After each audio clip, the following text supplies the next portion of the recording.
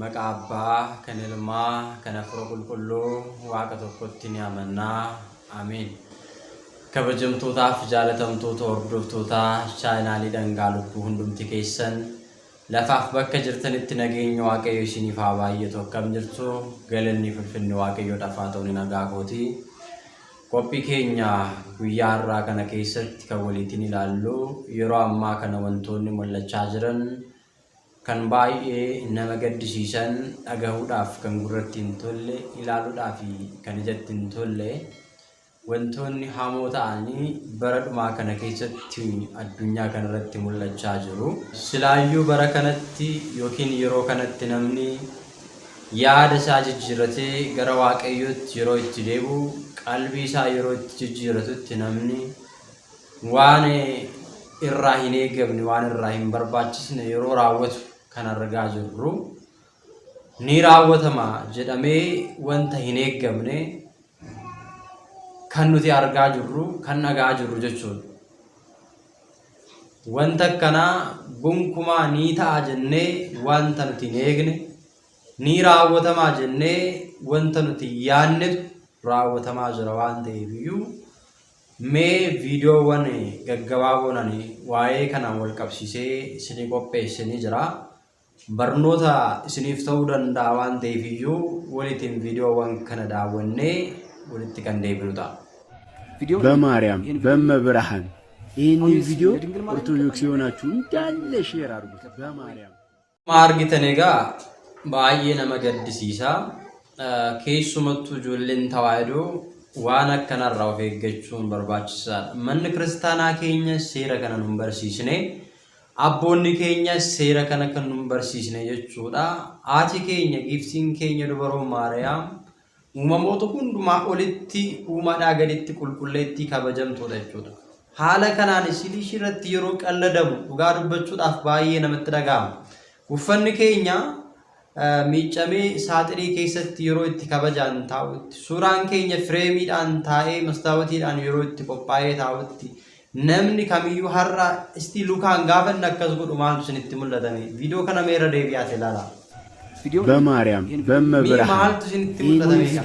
Isayyuu maqaa maaramiiti, maqaa qulqulleettiitiin በማርያም በድንግል jecha yeroo itti sheer godhaa jedhamee dubbatamutti ara bannaataachuu waan akkanarraa of eeguun barbaachisaadha. Waan akkanaa dhiisaa manni kiristaanaa keenya sun hin barsiisi. Laayikii argachuudhaaf, sheerii argachuudhaaf yoo ta'e, filoorii baay'ee argachuudhaaf yoo ta'e waan biraa hojjetanii argachuu ni danda'a. Waan biraa sheer naa godhaa jedhanii hojjechuun ni danda'a. Nuun ijoollee tawaahidoo irraa wanta akkanaan eegamu qulqullootaatiin har'a jechuudha. Namni tokko lafumaa ka'ee waa tokko akka isaaf baay'atu gaafa barbaadu maqaa qulqullootaatiin siin qabeera. Maqaa Maaramiitiin, maqaa Mikaa'elaatiin, maqaa Sillaasiitiin siin qabeera sheer godhaa jedha. Maal inni kun eessaa dhufe? Seera akkamiiti kun? Maqaa Waaqatiin nama qabanii maqaa Waaqatiin dirqama kana raawwadhu wanti namaan jedhamaan. Duratti maaltu jira isinitti fakkaate? Baada amlukoo yookiin immoo waaqota tolfamoo keessatti namni tokko gaafa wal gaddisiisu maqaa waaqa tolfamaa sanaatiin si qabeera kottu nafaana deemi kottu akkana godhe jedhee maqaa waaqa tolfamaa sanaan as faraarra'ee waan hojjisiifachuu barbaadu hojjisiifata jechuudha. Maaliif yoo jenne namni sun maqaa sanaan qabameera yoo ta'e hafuurichi hamaan waan namichi itti amanee jiruuf hamaa waan irratti raawwachuu danda'uuf dhiibbaa waan irra gaggeessuuf isa sodaatee waan namichi jedhe sana raawwata jechuudha. Har'as maqaa qulqullootaatiin bartii achi dhufe kana fidanii namoonni maal gochaa jiru? Maqaa qulqullootaatiin maqaa dubaroo Maaramiitiin akkas godhe jedhanii nama abbuumaa jiru, nama ajajaa jiru. Kun seeraan aladha. Manni kiristaanaa keenya kana nu hin barsiisne waan ta'eef waan akkanarraa of eeguun barbaachisaadha. Hiriyoota keessan biraa sheer gochuudhaan gahaati waan akkanarraa of haa eegnu, waan akkanaan haa dhaabbatu. Ittaansuudhaan immoo viidiyoo dhiyeenya kana sooshaal miidiyaa irratti ba'e tokko kan argeen amma sin agarsiise jechuudha. Mana kiristaanaa keenya kan bakka hin buune maalummaan viidiyoo kana amma ammaatti naaf hin galle jechuudha. Ergaan viidiyoon kun dabarsu jechuudha. Viidiyoo kana waliin ilaalla. Yoo tarii dhibee fakkeenyaaf wanta nan hin beekne ta'e yoo kan isiniif gale kan beektan yoo ta'e meesti ergaa viidiyoon kun dabarsu akkanaaf qooddan koomentii jalatti isiniin gaafadha jechuudha. Har'a wanti raawwatamaa jiru wanta macaafa qulqulluu keessaa ba'e mana kiristaanaa keenyarraa adda kan ta'e wanta baay'ee nama gaddisiisutu raawwatamaa jira. Ergaa viidiyoo kana maal akka ta'e akka ilaaltanii natti himtan nan barbaada. Viidiyoo kana waliin ilaalaa.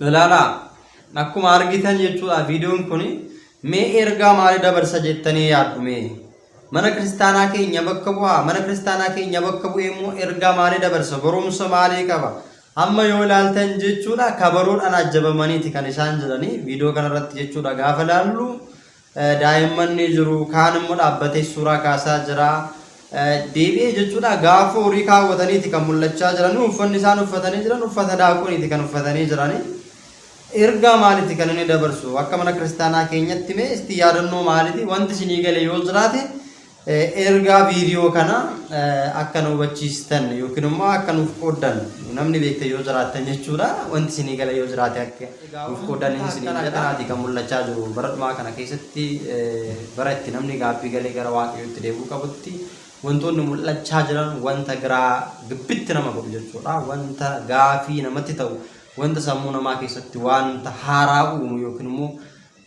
wanta gaaffii namatti ta'u wanti isaa maalummaan isaa kan namaa hin galle macaafa qulqulluudhaan kan waliin qabanne seera mana kiristaanaa keenyarraa adda kan ta'e wanta haaraatu mul'ata yeroo yerootti jechuudha. Kanaafuu nuti wanta haaraa yeroo yerootti mul'atu kana kaleessa kan hin turre har'a immoo maddi isaa ka'umsi isaa eessaa akka ta'e kan hin beekne namoonni bahanii waan sana gaafa isaan raawwatan ajabcabnee harka rukunnee maalummaan isaa osoo nuuf hin galeen mana kiristaanaa keenya bakka bu'amu bakka hin bu'u jennee osoo addaan hin baasin macaafni qulqulluun kan deeggaruu fi kan hin deeggarre ta'uusaa osoo addaan hin baasin jennee waanuma namni raawwatuuf ni raawwanna yoo ta'e waanuma namni ilaaluuf ni ilaalla yoo ta'e haala yeroo ammaa faana wal qabatee mataa keenya irratti dhiibbaa fidaa deema jechuudha. Keessumattuu yeroo ammaa kana hafuuronni hamoonni addunyaa kanarratti jechuudha karaa ittiin kaayyoo isaanii galmaan gaachuudhaaf danda'an haala mijeeffachuudhaan nama meeshaa taasifatanii itti fayyadamaa jiru. Keessumattuu hafuuronni Yusufarii hafuuronni addunyaa kana hafuurri 66 bara dhumaatti ni kaa jedhameenni afaan raajicha Yohaannisiitiin dubbatanii ka'ee wantoonni raawwatamaa jiru mul'achaa jiran kan baay'ee nama gaddisiisu waan ta'eef kanaaf nuti maal gochuu danda'u nurra jiraata of eeggannoo guddaa gochuu nurra jiraata. Wanta hin beekne wal barsiisne karaa itti wal deebisuudha malee warra badanfaana baduun nurra hin jiraatu waan ta'eef mee ergaa qaba viidiyoon kun maalummaan sanaa galeera kan jette yoo jiraatte koomentii jalatti akka nu barreessitaniin isiniin jecha gara viidiyoo kiyya sadaffaatti isin dabarsa. Viidiyoon kiyya sadaffaan immoo warra shakkitootaati kan inni ilaallatu. No.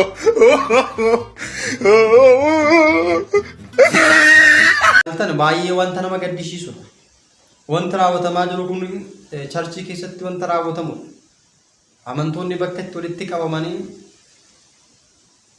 sila kaayyoon isaanii sagalee waaqayyoo baranna jedhanii hojii ajaa'iba dinqii waaqayyoo ilaalla jedhanii bakka itti walitti qabamanitti dinqii namichi raawwachaa jiru kan isaan ilaalaa jiran dinqii hafuurri hamaan raajii hafuurri hamaan raawwachaa jiru kan isaan ilaalaa jiran jechuudha. Hafuurri qulqulluudhaan namni guutamee akkana hin ta'u. Hanga of to'achuu dadhabutti qaama isaa hanga to'achuu dadhabutti namni kun gaafa mana kiristaanaa bakka jedhame charchii bakka jedhame kana keessatti haala kanaan namni dura bu'ummaadhaan isaan tajaajiluudhaaf fuulduratti ba'ee gaafa akkana ta'u baay'ee nama gaddisiisa. Mana kiristaanaa keenya keessatti of to'achuu dadhabee haala amma namichi ta'u kanaan yookiin immoo raawwii namichi raawwatu kana kan raawwatu nama hafuura hamaadhaan qabamee hafuurri hamaan irra jirutu akkana ta'a. Hafuurri hamaan sun gaafa keessaa bahee gadhiisee deemuudhaaf ka'u gaafa gubatu mallattoo inni agarsiisu. Har'as egaa kan isaan irraa mul'achaa jiru immoo mallattoo silaasitti mul'achaa jiru warra dursitoota irraatti kan mul'achaa jiru ta'uusaa ifaan ifatti wanta mul'isudha jechuudha viidiyoon kun. Kanaaf egaa wanti ani asirratti isinii dabarsu yoo jiraate namoonni mana kiristaanaa keessatti qoramne irra dhiphanne irra rakkanne irra kanaaf iddoo jijjiirrachuu qabna. Mana kiristaanaa keessaa baanee fannoo keenya kunnee gara sanatti deemuu qabna jettanii gara charchii kana hawwitan wanti isin mudatu wanti isin argitan isuma kanadha jechuudha. Tariitii mana kiristaanaa keenya keessatti namoonni hafuura hamoodhaan gaafa qabamanii hafuurri hamaan sun irraa bahuudhaaf deemuudhaaf mallattoo inni irratti agarsiisu si yaadachiisuu danda'a. Gochaan kun gochaa sanadha. Mana kiristaanaa keenya keessatti nama hafuura hamaadhaan qabametu gaafa hafuurri hamaan kun irraa bahuudhaaf deemu gochaa kana yookiin immoo mallattoo kana agarsiisa. Churchi keessa gaafa deemtan immoo tarii namoota mana kiristaanaa keessaa baatanii gara sana deemuudhaaf hawwitan yookiin immoo gara sanatti jijjiirrachuudhaaf hawwitan taateen achitti ta'u akka hubattanii deemtaniif yoo lakki kanaawoo yes jettanii dhattanii asumaallee bartanii akka deemtanii viidiyoo kanaan aggaataanii akka isin hubattan waan hin barbaadeef. Kanaaf kan asitti argitanii nama hafuura hamaadhaan qabamirraa argitan dhattanii achitti immoo dura bu'ummaadhaan kan gaggeessaa jiru paastarii isaanirraati argitanii jechuudha. Gochaa hafuura hamaa asitti raawwatamaa ture sana. Namoonni viidiyoo kana ilaaltan amantaa kana kan hordofaa jirtan wanti amma dubbatamaa jiru kun sin muufachiisuu danda'a. Akka sin muufachiisuu hin dandeenye immoo viidiyichuma ilaalaa. Isinumayyuu mataa keessan bakka bu'aa mana kiristaanaa bakka jedhametti waldaa kiristaanaa bakka jedhame bakka sagalee waaqayyoo itti lallabama jedhametti hanga inni of to'achuu dadhabutti hafuurri hamaan urgufee namicha gaafa lafaan na'u nama kanarraa maal baranna jettanii eegdu. Kanaafiyyuu isinillee akka isin hin muufachiisne abdiin qabaa jechuudha. Maaliif yoo jettan gochaa balaaleffatamuu qabudha wangeelli qabattanii jirtan kanan ajaju kanan abbu.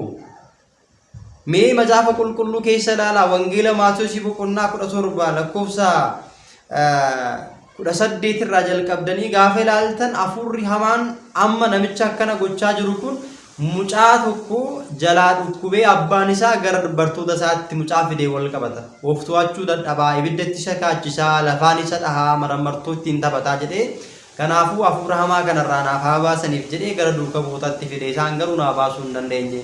Yaa gooftaa mucaa kiyyarraa hafuura hamaa kana naa baasi jedhee gooftaa keenya Yesuus Kiristoos miila isaa jalatti gufee kadhatee innis immoo hafuura hamaa kana maal godhe irraa habboome.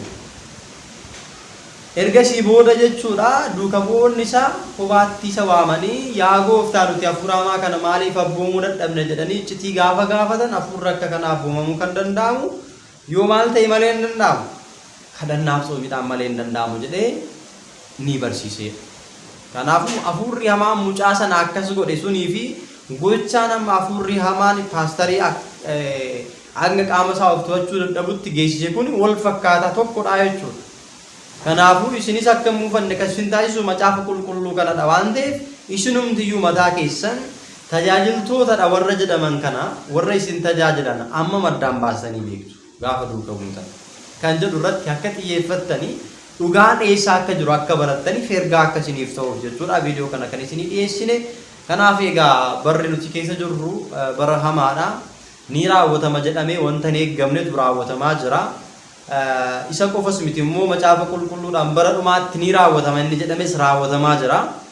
Kanaafuu wanta akkanarraati of eeguun barbaachisaadha. Qalbii ofii jijjiirratanii gara waaqayyootti deebuudhaan yaada ofii deeffachuudhaan jiraachuun barbaachisaadhaan dhaamsa qophii kootiti. Barnoota keenya guyyaa har'aa kana keessa waa hedduu akka hubattan waa hedduu akka qalbeeffattan abdiin qaba.